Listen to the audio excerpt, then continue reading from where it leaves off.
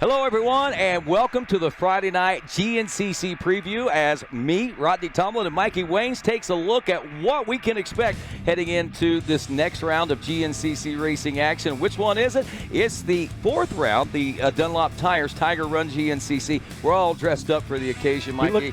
We look good. Hey, man, we look good. I'm feeling kind of Joe Exotic right now. Carol Baskin, you better not come down here is all I got to say. Stay away from my Tigers that I call GNCC racers. Amen. Amen. Well, I tell you, man, this weekend, dude, looking at this weekend, you know, the weather forecast, this week we got some rain, some heavy rains, as a matter of fact, but talking with Jared Bolton, early in the week, he said, a little rain wouldn't hurt. A lot of rain wouldn't even hurt that bad because it was Wednesday they were talking about those showers, so they got those. And it already had perfect conditions. It only made it even more perfect. We're looking at temperatures in the mid to upper 60s, I think, as we roll through the weekend as far as daytime highs.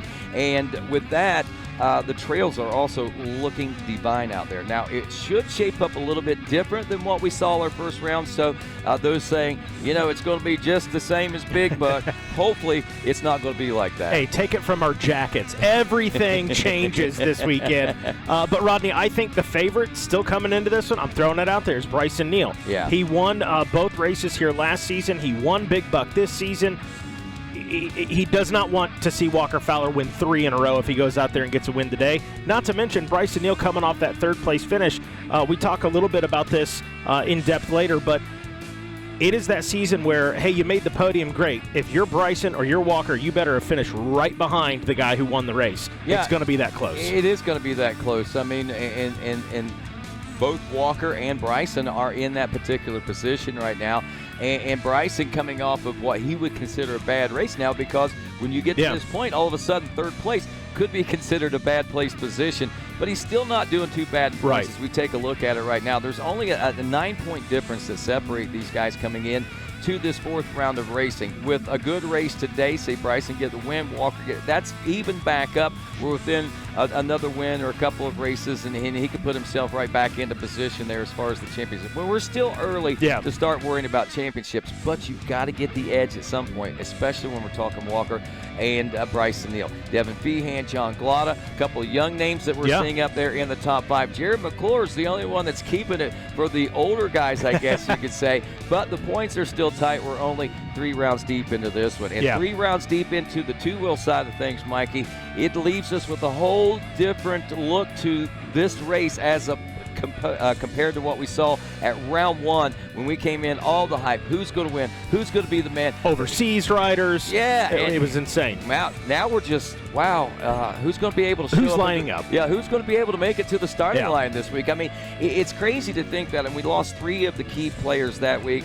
The second week, we lost even Joseph, who we knew wasn't going to be coming back after round 3, but after round 2, he had to hightail and split.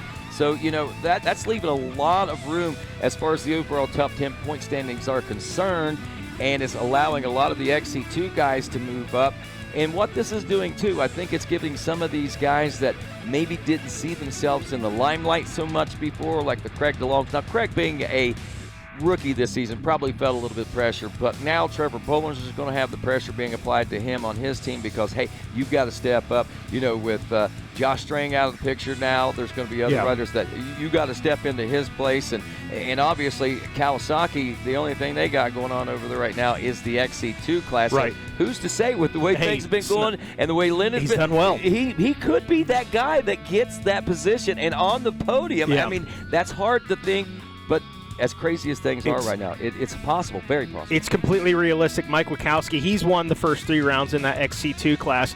Completely realistic to me to see Wachowski and Snodgrass in that overall podium here before this year's done. And, of course, we can't forget about the FMF XC3 125 Pro-Am class. A lot of things going on there.